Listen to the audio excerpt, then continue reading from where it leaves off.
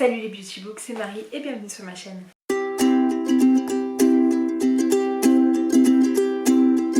J'espère que vous allez bien, on se retrouve pour une nouvelle vidéo et cette fois-ci c'est un bilan du mois de janvier / update lecture puisque je vous présente 5 romans et une BD. 2 BD. J'en ai oublié une. Et d'ailleurs je vais commencer par celle-ci. Donc j'ai lu le tome 4 de La Boîte à musique. Je l'attendais avec grande impatience. Si vous ne connaissez pas, c'est une jeune fille, une jeune petite fille, donc Nola, qui a perdu sa maman et sa maman lui a légué en héritage une boîte à musique et quand elle y va, elle se retrouve dans un monde assez particulier. Et donc voilà, elle va vivre des quêtes. J'ai bien aimé ce tome 4.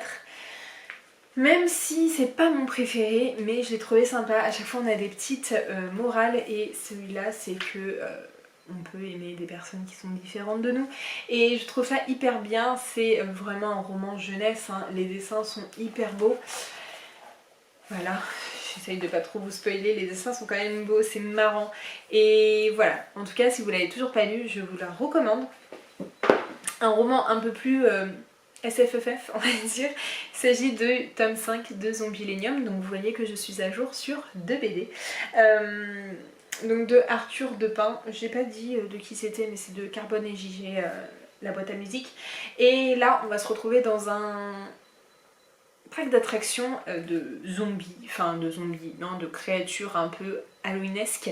Donc on a des squelettes, des zombies, des sorciers, des vampires, des loups-garous, etc.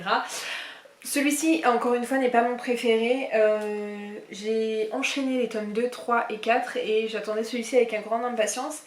Et j'ai été un peu déçue. Je trouve qu'on ralentit un peu le rythme et on n'avance pas énormément dans la quête, même si on en apprend un peu plus sur sa vie à elle.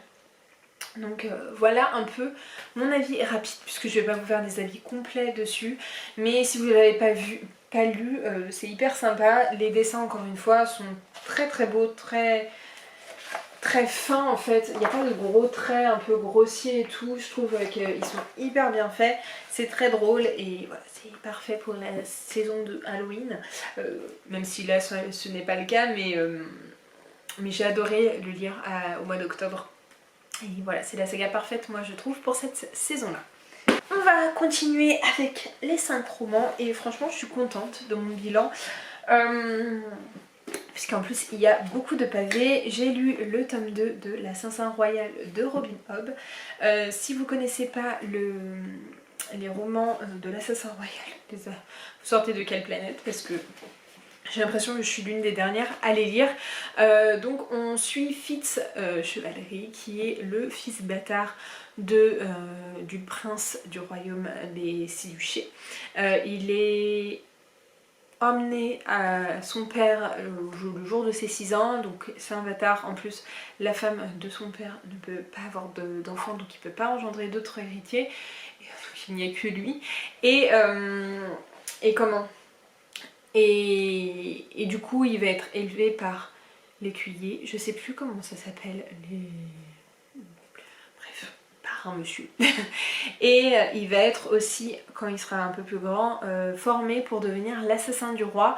Dans cette dans ce roman, j'allais dire dans cette romance, absolument pas, dans ce roman, nous avons un système de magie avec 2 types de magie, le vif et l'art. Le vif, c'est la faculté de parler à des animaux et c'est hyper mal vu. Alors que l'art, c'est tout l'autre magie qui, elle, est bien vue, le fait de contrôler les pensées de quelqu'un. Enfin voilà, tout ce type d'autres magies qui doit être développé. Et dans celui-ci, je vous avoue que le premier tome, je l'avais lu il y a un petit moment, je ne me souvenais absolument pas et j'ai failli abandonner la saga à cause de ce premier tome, mais je pense que je l'ai lu quand j'étais trop novice dans la lecture déjà. Et en plus je l'avais écouté, celui-ci aussi je l'ai mis en livre audio. Et du coup je pense que j'étais aussi trop novice dans les lectures audio. Donc ça m'avait un peu refroidi, mais je me suis dit que j'allais réessayer avec le tome 2 et que si vraiment j'accrochais pas, bah, j'allais arrêter. Et là j'ai vraiment beaucoup aimé. Il se passe pas grand chose, je dois vous avouer. Mais on en apprend beaucoup plus sur les personnages. J'ai réussi cette fois-ci à dire bah lui c'est un tel, lui c'est un tel, lui c'est un tel. Je l'ai lu en 3-4 jours, franchement il se lit tout seul. Il y a des intégrales aussi qui existent, moi je les choisis en poche parce que je les trouve plus beaux. Et voilà, j'ai hâte de voir la suite puisque je sens que on va commencer vraiment la grosse intrigue. Là on parlait vraiment de la différence des magies, on en apprenait plus sur comment les utiliser mais aussi leurs limites et ce que ça implique envers les personnes. Et voilà, je suis très curieuse de lire le tome 3 que je vais lire d'ici la semaine prochaine. Quand j'aurai terminé ma lecture audio, ce sera le prochain roman que je lirai. Nous avons ensuite une lecture, je m'attendais pas du tout à ça. Je vous parle des Messagers des Vents de Clélie Avit, donc le premier tome de la saga des 4 éléments, à savoir que Clélie Avit, je n'en sais rien, je ne sais jamais. C'est une autrice française et là on va suivre Eriana, qui est une jeune fille qui fuit un peu. On ne sait pas ce qu'elle fuit, mais elle fuit, elle part en chasse avec son arc et tout, jusqu'à ce qu'elle soit poursuivie par des assaillants et qu'elle rencontre un loup. Et ce loup, elle va sentir qu'il la protège et va l'envoyer vers une famille qu'elle ne connaît absolument pas. Et elle apprend que cette famille a des pouvoirs, qu'ils sont messagers des vents justement, et que dans leur prophétie ils cherchent 10 prétendantes et elle c'est l'une d'elles et ça fait quelques mois qu'ils la cherchent et qu'elle va peut-être pouvoir sauver leur monde et ils se rendent vite compte que Eriana a des pouvoirs également et sauf qu'elle ne sait pas qu'elle en a et elle ne sait pas les utiliser, donc elle va aller dans à Mira, je crois que c'est Myria, je vois pas là mais je crois que c'est Mira. Bref, elle va dans la tour principale, elle va commencer à savoir si c'est elle la fille de la prophétie et elle va apprendre à utiliser ses pouvoirs. Voilà, il y a de nombreuses choses qui se passent assez bizarres, assez étranges et mystérieuses et du coup elle va enquêter avec tous ses petits collègues. Et voilà, j'ai trouvé ce roman très sympa. Je lui ai pas mis un coup de cœur, mais je vous avoue que ça a un peu frôlé. En fait, j'ai pas mis de coup de cœur puisque le début était très brouillon, mais ce que j'ai bien aimé, c'est que il y avait beaucoup d'informations. Enfin moi, pour ma petite tête, c'était peut-être un peu trop, mais ce que j'ai bien aimé, c'est qu'on en apprend beaucoup avec ses yeux aussi après, et là on apprend un peu plus doucement, les infos c'est quand même hyper dense, il n'y a pas de blanc, hein. Vous avez 700 pages de texte brut et voilà, et j'ai trouvé que ce roman était vraiment crescendo et voilà, quand ça part et on ne peut plus la lâcher et du coup voilà. J'ai hâte de lire le tome 2, il y a 4 tomes dans cette saga et je vous en reparlerai le mois prochain du tome 2 puisque je suis censée le lire ce mois-ci. On parle ensuite de mon premier Brandon Sanderson avec Elantris. Donc c'est son premier one shot, j'ai appris qu'il ferait sûrement un tome 2 et un tome 3, je ne sais pas trop vers où il va aller, mais j'étais très curieuse de ce roman. Déjà l'objet livre est magnifique. On va suivre, on est dans un monde où une jeune femme, Sarene, vient pour épouser le prince héritier qui est Rauden. Je ne sais plus trop comment ça s'appelait, mais Rauden, et elle arrive et on lui dit que son mari est mort. Voilà, mais que même si elle n'est pas mariée, pour de vrai il n'y a pas eu la cérémonie, elle a les mêmes droits que si elle était mariée, donc elle va devoir se retrouver, avoir des devoirs envers ce peuple-là qu'elle ne connaît pas. C'était un peu un mariage pour allier deux pays, et à côté de ce monde-là, de cette ville là où elle va se retrouver, il y a Elantris. Elantris c'était l'ancienne ville des divinités et jusqu'au jour où il y a eu une malédiction et maintenant il y a des malédictions qui tombent un peu sur n'importe quelle personne et une personne qui est maudite va donc à Elantris, ne meurt jamais, a tout le temps faim, ne guérit jamais de ses blessures, voilà, et c'est assez compliqué. Et donc on va suivre 3 points de vue, donc Sarene, Rauden et un personnage de la religion encore ennemi. Et voilà, on va suivre à chaque fois les 3 points de vue. Sarene trouve ça très bizarre que son mari est disparu comme ça, que personne ne s'en inquiète presque, enfin personne n'a l'air trop en deuil non plus. Et Raoden va apprendre justement à vivre à Elantris, et ce que c'est qu'Elantris, l'histoire d'Elantris. Et le troisième personne, c'est Raten, je crois, va essayer de prêcher pour sa religion. Donc voilà, il y a beaucoup de guerres, enfin c'est une grande guerre de pouvoir, de religion.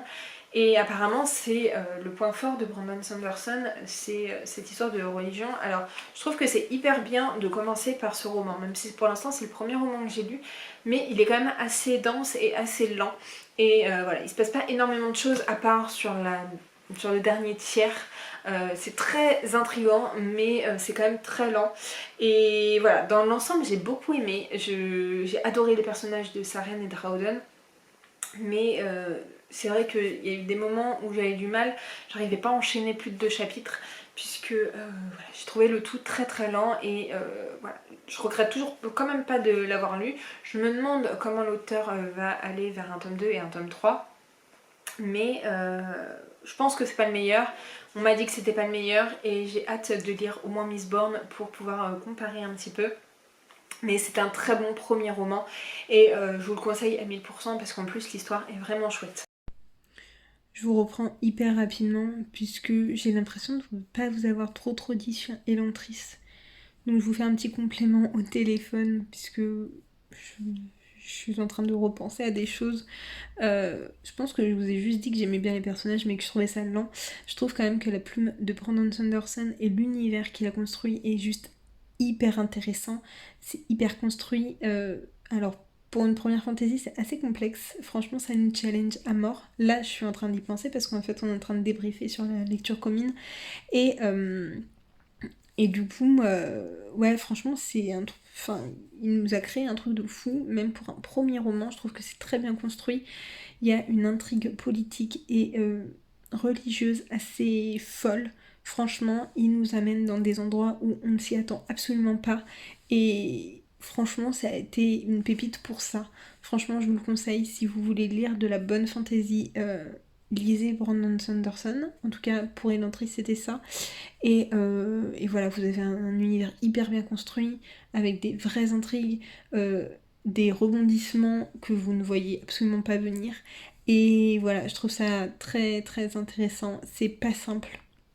Je vais pas vous dire que c'est simple, parce que moi j'ai été souvent perdue dans l'intrigue justement religieuse, avec les personnages aussi, puisqu'il y a beaucoup de personnages et beaucoup qui ont quasiment le même nom.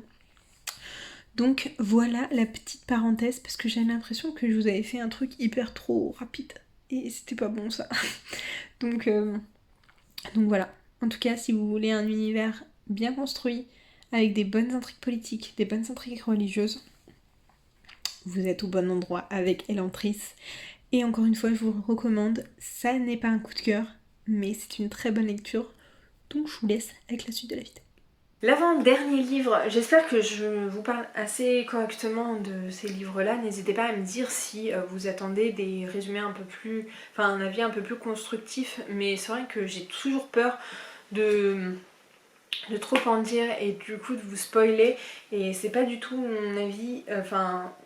c'est pas du tout ce que je veux. Donc j'essaye d'être quand même assez sommaire, mais vous dire ce que j'ai aimé, ce que je n'ai pas aimé. Enfin, si j'ai aimé ou pas. On continue donc avec le tome 2 des 7 sœurs de Lucinda Riley, donc c'est la sœur de la tempête. Le speech de base, donc ça je l'ai lu en audio et j'ai moyennement aimé. Je trouve qu'il est bon par certains éléments mais très lent. Encore une fois, je l'ai lu en audio, je sais pas si je vous l'ai déjà dit, mais dans cette histoire on va suivre 6 sœurs qui ont été chacune adoptées par un riche monsieur jusqu'au jour où ils décèdent, quand elles sont toutes adultes, hein, mais ils décèdent, elles ont chacune leur vie un peu aux quatre coins du monde, et ils laissent en héritage des indices sur leur passé à chacune et sur l'endroit où est-ce qu'ils les a adoptées. Et donc le premier tome, je vous en avais déjà parlé, je sais pas si j'en ai parlé ici, mais c'est Maya qui découvre son histoire avec le Brésil, et là nous suivons Ali qui est une skippeuse. Elle participe à beaucoup de compétitions de voile et elle va d'ailleurs rencontrer son amour là-bas. Et du coup voilà, il va se passer beaucoup de choses dans sa vie qui va l'amener à finalement rechercher son passé. On sait aussi qu'elle aimait beaucoup jouer de la flûte, je crois. En tout cas, elle était musicienne. Et donc elle va se rendre compte que les indices qu'on lui a laissés, c'est sur des célèbres musiciens, une célèbre famille de musiciens en Norvège. Donc il va y avoir un premier récit d'un mari et de sa femme, d'un mari musicien et de sa femme chanteuse au fin 1800 je crois, et donc elle va le faire traduire, elle va essayer de savoir ce qui s'est passé. Donc on va avoir cette temporalité là en même temps, puisque les romans de Lucinda Riley il y a double temporalité et là il y a même triple temporalité. Donc on va suivre sa découverte à Ali en Norvège, la rencontre qu'elle a avec les gens, elle va rencontrer du coup les descendants de ce couple de musiciens et de chanteurs. On va savoir comment eux ils ont vécu, elle va en apprendre un peu plus elle de son côté et elle va découvrir en plus un autre récit sur le petit enfant de ce couple de chanteurs et de musiciens pendant cette fois-ci la guerre. Et donc il va y avoir toute une histoire avec les juifs puisque sa femme était juive. Ils vont devoir partir en Norvège pour essayer d'éviter la guerre, sauf qu'au final la guerre mondiale se passe également en Norvège, les rattrape et voilà, voilà, c'est très bouleversant comme type de roman. Et voilà, ce roman, j'ai pas été touchée par certains points puisque je n'ai absolument pas de côté musicienne, enfin moi personne n'est musicien dans ma famille, je n'ai jamais fait d'instrument de musique, donc cette part ne m'a pas forcément touchée, même si je trouve que l'ensemble est très bien et que son histoire en global est quand même très belle et très touchante. Mais c'est vrai que ce point là, j'ai pas été hyper sensible, mais d'autres points comme la voile et tout ce qui se passe, j'ai pas envie de vous en parler parce que ce serait vous spoiler, mais tout ce qui se passe avant sa recherche de son identité et de son passé m'a beaucoup touchée, puisque c'est des choses qui me touchent un peu plus et que je vis un peu plus et que j'ai vécu un petit peu plus. Et voilà, donc par certains points j'ai été très touchée et d'autres j'ai trouvé ça assez lent. J'adore parce qu'en plus on voyage, on en apprend un peu plus sur le passé, on a un point historique, on a des doubles temporalités et voilà, et donc même si on ne s'attache pas au personnage principal, on arrive toujours à s'attacher au personnage qu'on retrouve dans le passé, et voilà, je trouve ça très bien. J'ai hâte de lire le tome 3 puisqu'en plus ça se passe en Angleterre je crois, dans une petite librairie, donc je suis très curieuse de savoir tout ça, mais voilà, je les trouve très touchants et j'ai hâte de continuer et de pouvoir voyager. Je crois que celui-ci j'avais fait un gros point parce que j'ai plus de salive là. Et le dernier roman que je vais vous présenter, c'est How the King of Elfhame Learned to Hate Story de Holly Black. Il s'agit du hors-série de la saga The Folk of the Air, donc de la saga de The Cruel Prince. On retrouve pas mal de... Enfin, il est tout petit, hein. C'est un cadeau que j'ai eu pour mon anniversaire. Il est illustré et en fait c'est plein de petites nouvelles. Voilà. Où on apprend un peu plus sur le prince Cárdan. Je dois vous dire que je suis assez mitigée par ce roman. Les nouvelles sont hyper courtes. Du coup, j'ai pas le temps d'assez m'attacher à ça. J'ai trouvé ça assez redondant. Et voilà, on en apprend quand même beaucoup plus sur Cárdan. Il y a des éléments et des actions qui se sont passés dans les tomes de la saga principale, qu'on voit de cette fois-ci du point de vue Cárdan, et du coup j'ai trouvé ça hyper intéressant. J'ai adoré les petites illustrations, mais ça ne m'a pas apporté beaucoup plus. Franchement, il n'y aurait pas eu ce roman, ça ne m'aurait pas forcément dérangé et ça m'a pas appris plus que ce que je voulais savoir. Voilà, je trouve que c'est un bon bonus.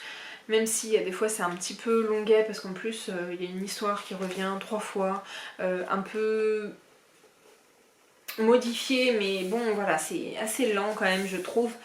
Donc voilà, j'ai pas été sous le charme de ce roman, mais je suis contente quand même de l'avoir lu et d'avoir retrouvé mes petits personnages principaux parce que j'adore cette saga et franchement si vous n'avez toujours pas lu, n'hésitez pas. Si vous lisez pas en anglais, le tome 1 est sorti et enfin le Prince Cruel est sorti et ils vont sortir le tome 2 au printemps je crois.